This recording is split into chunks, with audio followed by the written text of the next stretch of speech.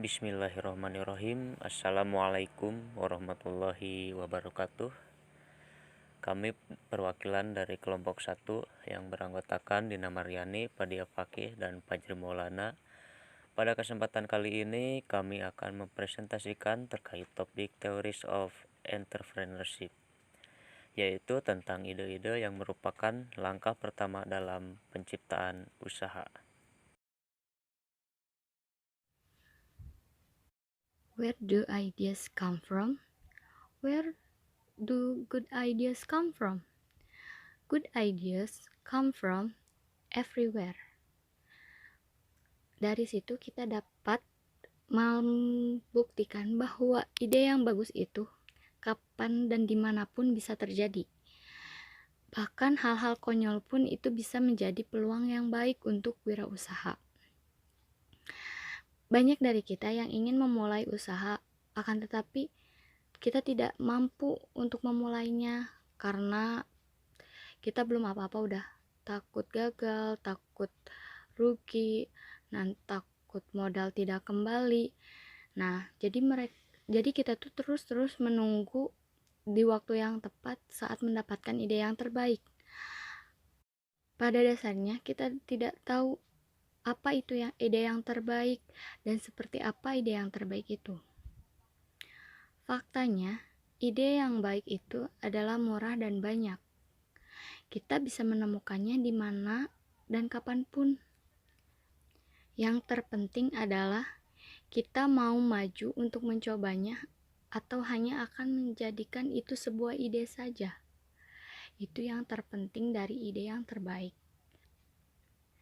Fakta yang jelas muncul dari penelitian tentang keahlian kewirausahaan dan sejarah tahap awal usaha baru, yaitu tidak mungkin untuk mengetahui dengan pasti apakah sebuah ide akan berubah menjadi peluang bisnis yang baik.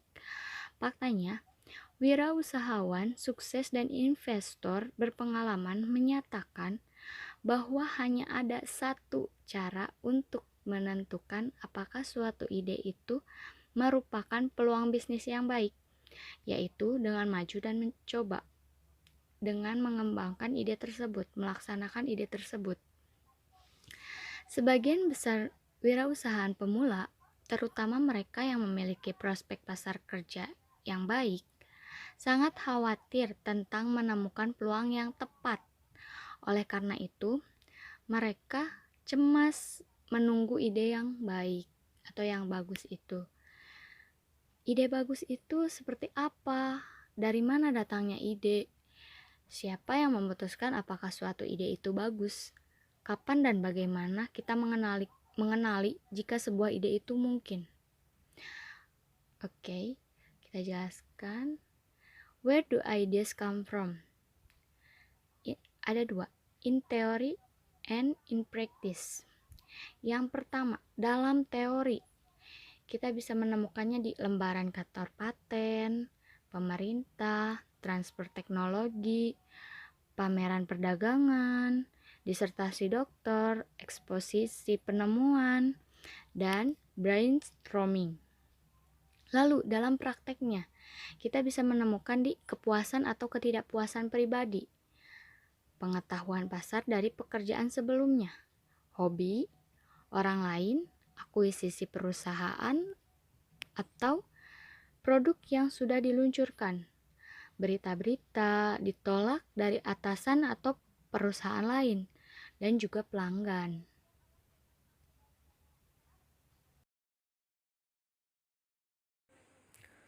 Selanjutnya, Adhesive Dime a Dozen. Suatu cara sederhana untuk mendapatkan ide adalah dengan memikirkan hal-hal yang kita sukai dan yang kita tidak sukai, hal-hal yang kita ingin miliki, hal-hal yang kita ingin singkirkan, hal-hal yang kita pedulikan, dan sebagainya. Nyatanya, seperti Ratu di Alice in Wonderland, kebanyakan dari kita dapat memunculkan 6 hal yang mustahil atau 6 ide usaha baru sebelum sarapan. Tapi kita belum tentu tahu apa yang harus dilakukan dengan ide-ide itu. Atau bahkan, apakah kita ingin melakukan sesuatu dengan ide-ide itu? Penting untuk menegaskan kembali di sini bahwa Tidak ada yang namanya ide-ide bagus di depan, hanya ada ide-ide yang kita terapkan dan tidak. Ide yang bagus bisa terbuang percuma, seperti ide yang buruk bisa diubah menjadi peluang. Jadi, kesampingkan kekhawatiran Anda tentang ide yang bagus.